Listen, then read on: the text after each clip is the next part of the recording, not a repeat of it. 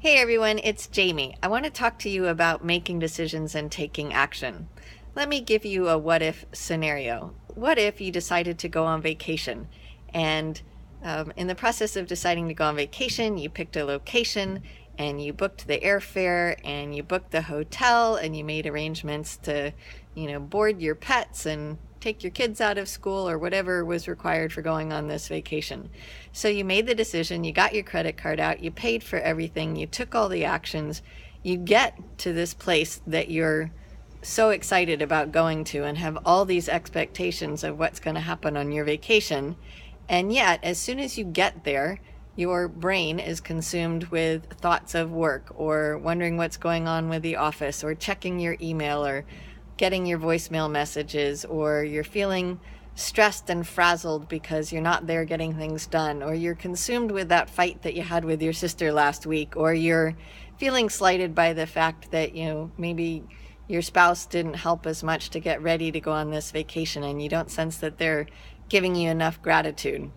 So, yes, you made a decision to go on vacation. Yes, you took the actions to get yourself on vacation, but you didn't fully internalize the commitment to be in vacation mode, to be fully present, to be so grateful, to really be engaged with your kids and your partner, to relax, to enjoy, and again, to be present, creating memories that will, create that legacy for your family. Let's make it something more simple. Say you planned a date night and you have lots of expectations around this date night. And again, you made the decision. You carved out the time on your calendar. You put it down. You took action. You got the babysitter. You booked the reservations for dinner. And then you get to dinner with all these expectations about how wonderful date night's going to be. And yet you're not fully internalized and committed to that decision for a date night. Maybe you're not totally listening to what the other person is saying. Maybe you're not offering, unconditional, wholehearted, I'm just ready to listen and be here for you and engage and, send love in your direction. Instead, you're busy thinking of why you're not getting those things. Now, neither one of those examples might be relevant to you, but the reason that I bring them up is because I'm reminded that so often we are encouraged to make decisions and take actions. Those of us in network marketing, we want to be able to present an opportunity and share our vision, and we really want people who are decision makers and can intuit and see the vision and whip out their credit card and say yes and sign up and take some action to then share the vision with other people.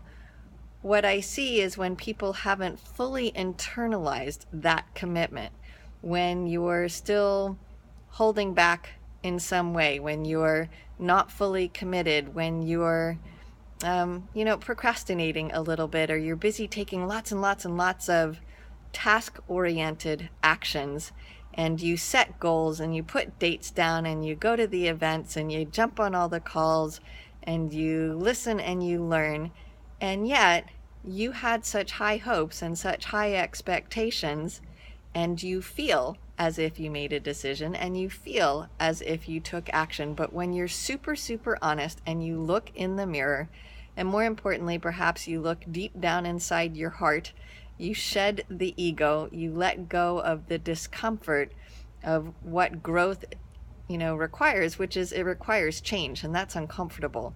And you have been in certain habits for so long that perhaps you fool yourself or delude yourself because you want change so badly. And yet, I think perhaps maybe you haven't really internalized that commitment to do the thing that you want. So there's something standing between you and the results that you desire, and I'm pretty sure it's you. And yet, in our frustration of not knowing what to do or how to do it, we start getting a little bit combative and we start looking, for external reasons of why something isn't working, why we're not experiencing success.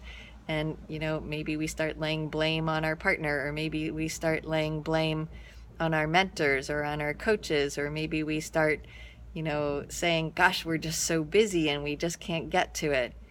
And I think it might be that you didn't fully internalize the commitment to do the work.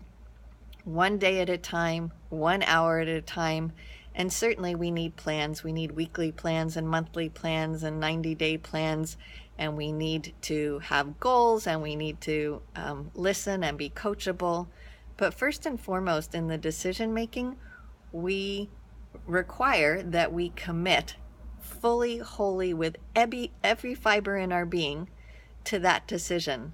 I heard a gentleman talk the other day, and he was talking about how when he made one decision and he fully committed to that decision, it had a ripple effect, because by his being willing to do whatever it took, do the work, be the leader, reach out to lots of other people, he changed lives, lots and lots and lots of lives, because he showed other people a vision, they took action, they fully learned how to internalize the commitment they'd made, they reached out to other people, and there it goes. You know, the same thing happens when you make a decision to change your lifestyle for a healthier one. Say you're the person in the kitchen most of the time, and you've now decided to eliminate some of the less nutrient dense food and add in more nutrient dense food. You just changed the pattern of your family's behavior. You just increased their awareness. You alerted them to be sensitive to these issues. Say you haven't exercised in a long time, and now you've made the commitment that you're going to be a little bit more active because you understand you want to stay functionally fit for the long haul. You want to be able to get down to the floor and get back up again. You want to be able to go for that bike ride with your grandchild. These are decisions that we can make, but if we make them lightly without being fully vested into them, then we don't get results, and that allows us to say, you know what, it's not working. I'm just not going to do this anymore because it doesn't work.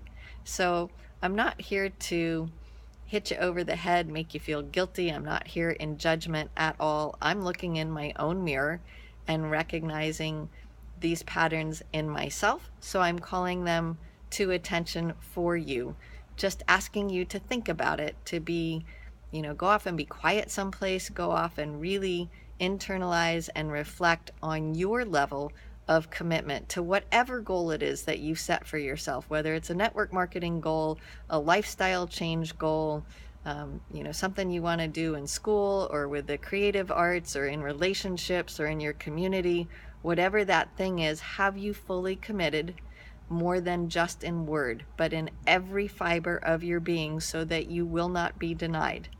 One last thought on that is we're often asked to create our why, so that our why will be so emotional and so compelling it will help us get through the hurdles. I'm going to suggest that your why might change depending on what stage of your life you're in, or even what stage of your business you're in. Let that be okay. Let it be all right to have your why be something that becomes fluid, because as you grow and change, it makes sense that your why is going to grow with you. That's all I've got for today. Hope you found some value in that. Take good care, and we'll talk again soon. Bye.